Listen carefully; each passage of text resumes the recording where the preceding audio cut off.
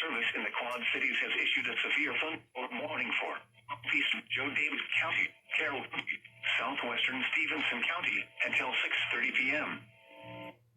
3 p.m., a severe thunderstorm was located over Mount Carroll, moving north at 50 miles an hour. Expected hazards include 60 miles an hour wind gusts. Expect damage to roofs, siding, and trees. Locations affected include Mount Carroll, Savannah, Lena, Stockton,